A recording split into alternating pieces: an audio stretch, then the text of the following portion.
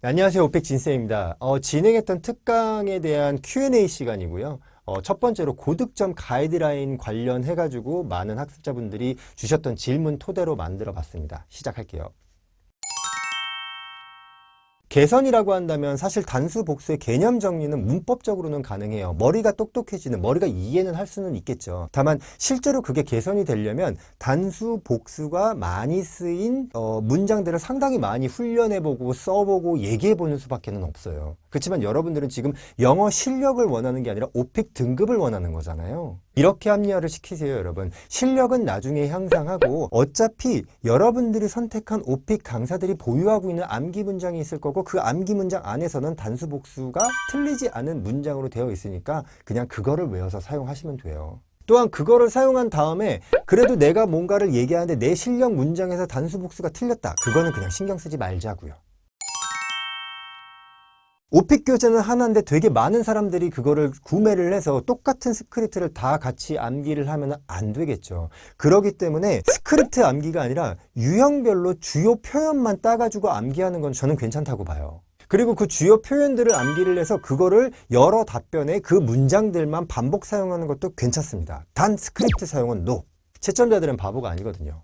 그리고 유튜브 영상은 사실 정보성이 많기 때문에 이거를 통해서 공부를 하고 시험을 본다? 이게 맞는 레벨의 강의도 있고 아닐 수도 있겠죠. 그렇지만 뭐 당연히 좋은 유튜브 강의가 많으니까 뭐 그럴 수도 있겠습니다만 너무나 정보성이 많은 게 유튜브 영상이기 때문에 제 생각은 인강, 현강, 과외, 독학 등을 통해 가지고 학습을 하신 후에 유튜브 시청을 통해 가지고 추가적인 표현을 얻던지 약간 복습을 들어가던지 그런 거면은 저는 괜찮다고 봐요. 맞아요. 이거는 비슷한 질문이긴 한데요. 단순하게 스크립트를 암기하는 거는 절대로 저는 추천하고 싶지가 않아요. 왜냐면 채점자들이 바보가 아니기 때문에 그 많이 떠도는 스크립트들이 되게 있어요. 블랙리스트이라고 하죠. 그게 만약에 잘못 걸리면 정말 괘씸죄에 해당돼서 NH가 나올 수도 있어요. 혹은 엄청나게 많이 스크립트를 암기했는데 생각이 안 나면 어때요? 말짱 도루묵이죠. 그죠? 조금이나마 제가 도와드릴 수 있는 건 여러 주제에 맞는 표현들 같은 경우는 사실상 어떤 뭐 네이버나 어디를 통해서도 굉장히 많이 깔려 있을 거예요. 그런 것도 당연히 있겠지만 진행했었던 특강에서 여러분들한테 포인트 노트라고 해가지고 제공을 해드리고 있으니까 그 특강 영상의 더보기를 통해 가지고 다운을 받으시면은 그 안에 어느 정도 짜임새 있게 나눠 놓은 유형별 암기 문장을 보시고 그걸 가져가라 그 얘기가 아니라 이런 식으로 유형별로 나눠 가지고 내가 암기 문장을 가져가면 되겠구나. 내가 지금 학습하고 있는 이 교재에서 이 영상에서 이 강사를 통해 가지고 배운 문장이 여기 유형에 저기 유형에 들어가는구나 라고 생각하시고 정리하시면 되겠죠. 사실은 토익은 사지선다, 오픽은 스피킹이기 때문에 상당히 달라요. 하지만 토익 점수를 받거나 높으신 분들은 문법의 이해도가 높기 때문에 일단 오픽 공부를 해가지고 스피킹이 조금 트이게 되면 내 실력 문장을, 내 문장을 즉흥적으로 만들 때 문장 생성 능력이 조금은 더 높긴 할 거예요. 근데 토익에서 나오는 굉장히 어려운 문법이나 이런 거는 사실 오픽에서 그렇게 막 되게 작용을 하지는 않아요. 여러 질문에서 나오지만 문법 중에서 접속사랑 종속절의 사용을 굉장히 집중적으로 하면은 오픽에서 좋은 등급을 딸 수 있기 때문에 굉장히 여러분들이 알고 있는 어려운 문법은 그렇게 필요하고 하지도 않고 너무 이렇게 고민해가지고 막 이걸 다 암기해야 된다, 이 문법 가져가야 된다 그렇게 생각은 하지 않으셔도 될 것 같습니다. 즉 토익 점수는 거둘 뿐, 즉 우리는 내뱉는 스피킹이 더 중요하다는 거죠.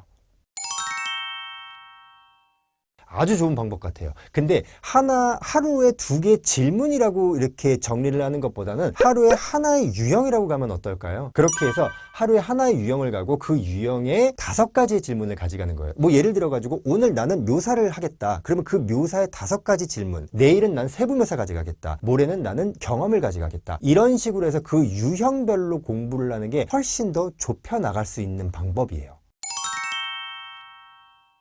사실 자기소개가 평가에 들어가냐 안 들어가냐 이거는 아무리 오픽 많이 가르쳐본 사람도 그건 안 들어갑니다라고 자신있게 얘기는 못해요. 다만 이렇게도 해보고 저렇게 해서 저도 매월 시험을 보거든요. 스킵도 해보고요. 바보같이 얘기도 해보고요. 한국말도 써보고요. 근데 내가 원하는 점수가 나와요. 나는 오늘 IH를 딸 거야. 나는 IL을 딸 거야. IM1을 딸 거야. 하는데 그게 자기소개가 영향이 들어갔다고 생각하지는 않아요. 그렇다고 해가지고 다 스킵을 하냐? 아니요. 그건 아닐 것 같고요. 여러분 스피킹 시험에서 1번은 거의 대부분은 망해요. 왜냐면 쫄거든요. 그러기 때문에 그냥 스킵하는 것보단 호흡도 해보고 이렇게 해보고 저렇게 해보고 뭔가 자기소개를 위해 가지고 절대로 스크립트 절대 노!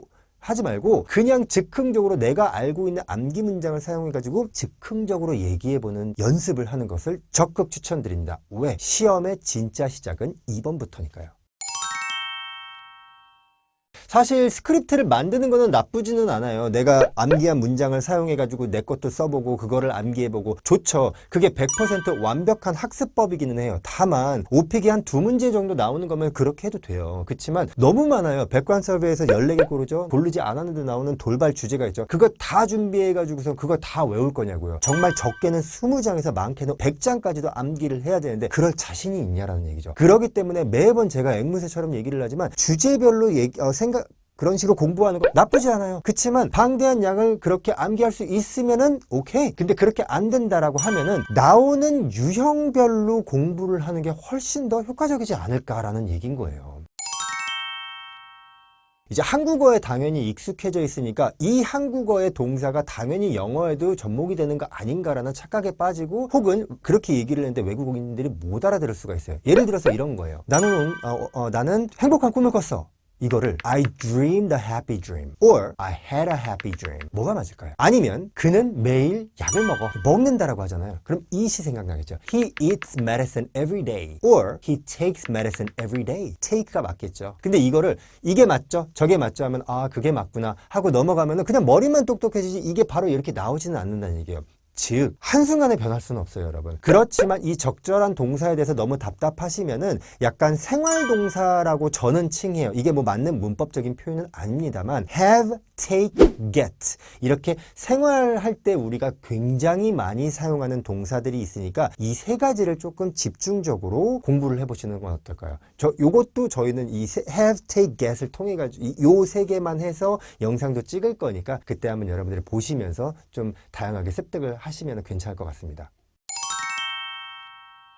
이거 되게 많이 물어보는 건데 사실 그런 어떠한 딱 그 정해진 시간은 없어요. 그치만 그럼에도 불구하고 유형별로 따졌을 때 만약에 IH에서 AL을 따야 된다라고 하면은 뭐 묘사나 이런 거보단 경험을 조금 더 길게 답변하는 것을 추천드리고요. 특강 때 기억나시죠? 만약에 안 보셨던 분들은 특강 영상을 보시면은 훨씬 더 이런 이 Q&A 영상이 훨씬 더 잘 받아들여지실 거예요. 경험이라는 게 중요해요. 근데 경험의 순서, 스토리텔링이죠. 시작 문장 들어가고 했던 일, 반전, 결과, 결론 이렇게 나옵니다. 그랬을 때 합쳐서 이게 한 1분에서 한 1분 30초 AL을 기점으로 본다면 이 정도는 얘기해야지만 내가 이러한 스토리가 있었다 이렇게 끝났다라는 요 정도는 걸리지 않을까 싶어요. 맞아요. 쓸데없는 얘기할 필요 없어요. 너무 길게 얘기한다고 와, 쟤 영어 잘한다 이렇게 하지 않아요. 오픽 이퀄 뭐라고 했습니까? 면접입니다. 할 말만 해요. 너가 그거 물어봤어? 알겠어. 나 그거 얘기해 줄게. 잘 보이려고 하는 게 아니라 묻는 말에 답변해 준다. 이 느낌으로 들어가는 거예요. 자신감 있게. 사실 최악의 경우 모른다고 해야죠. 모르는데 어떻게 해요? 그쵸? I'm sorry, but I don't think I can answer this question.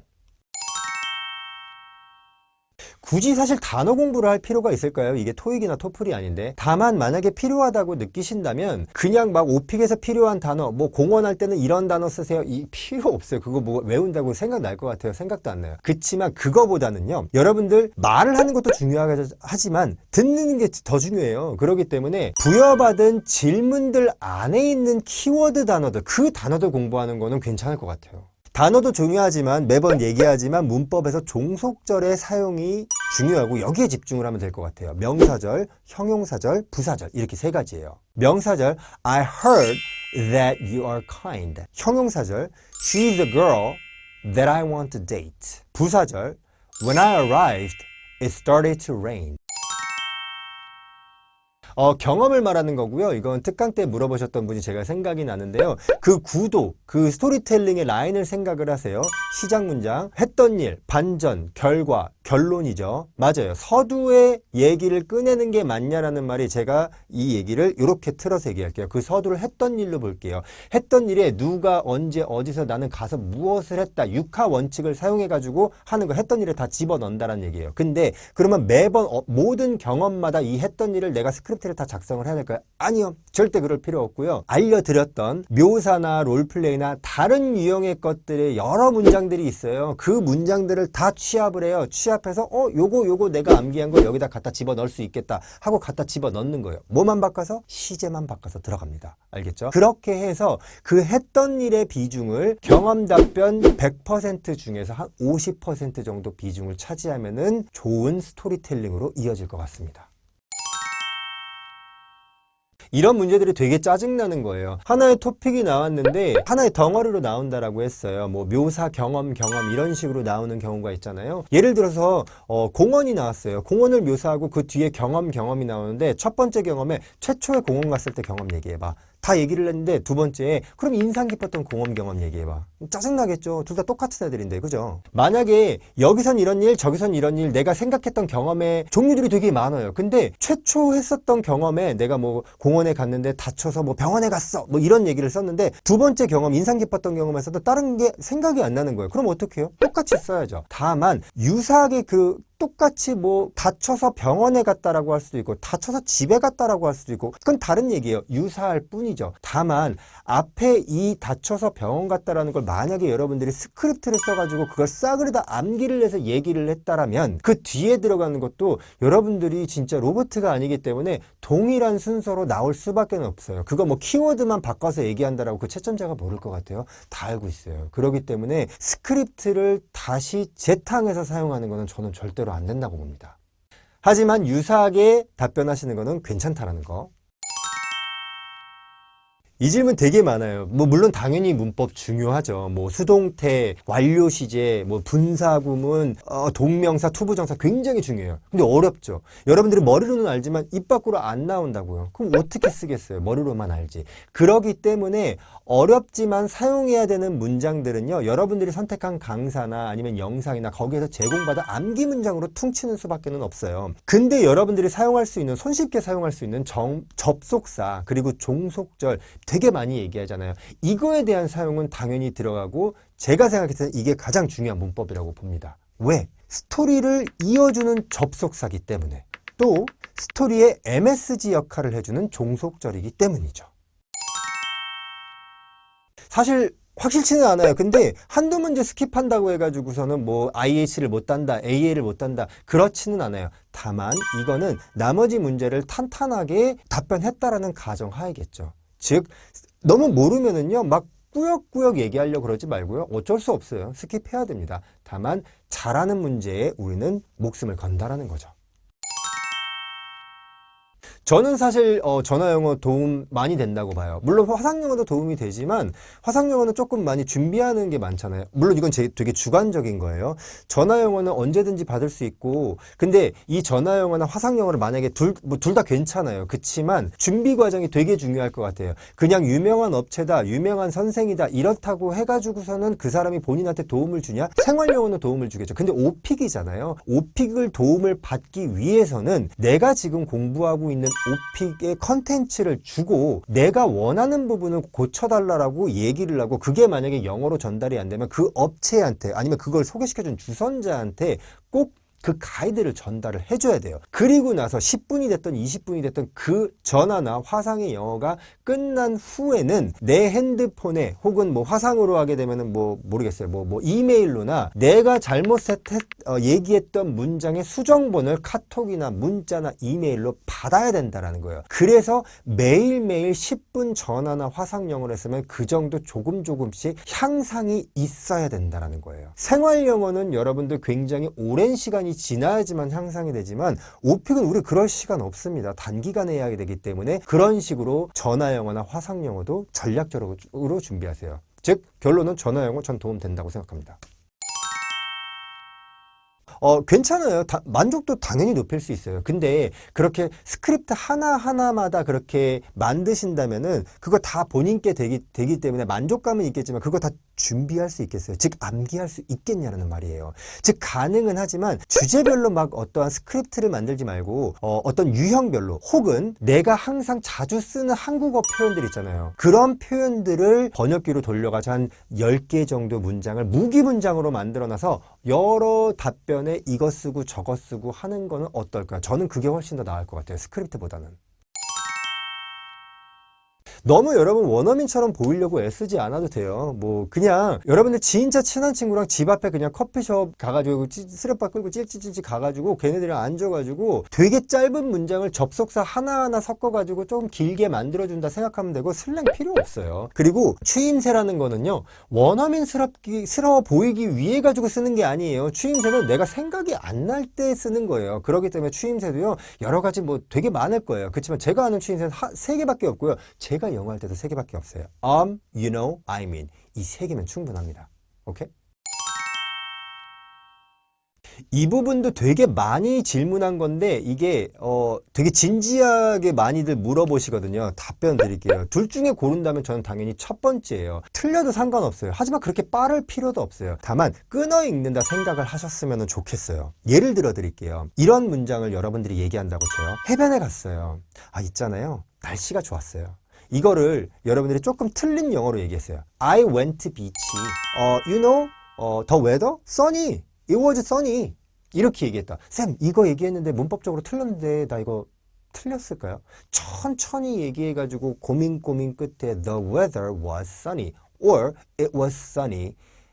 and I felt good. 뭐 이런 식으로 얘기를 해야 될까요? 이렇게 많이 물어보시거든요. 당연히 그게 좋죠. 근데 실력이 안 되거나 당연히 오픽은 그때그때마다 즉흥적으로 얘기해야 되잖아요. 토익이 아니에요. 썼다가 지우고 다시 할 수 있는 시험이 아니라는 얘기예요. 그렇지만 괜찮다라고 하는 이유 2가지. 첫 번째, 만약 그게 당신의 실력인데 즉흥적으로 얘기한다고 해가지고 그 완벽한 문장이 나올까요? 그게 아니기 때문에 그냥 자신 있게 얘기하는 거에 집중하셔도 돼요. 이거 겁 안 먹어도 돼요. 이거를 뒷받침하는 2번째 이유는 무엇이냐? 어차피 본인이 선택한 강사나 강의나 과외 선생이나 뭐 교재나 이 안에 퀄리티 높은 암기 문장을 외워서 얘기하는 거는 타협의 대상 안 될 거잖아요. 그건 당연히 하셔야 되는 거잖아요.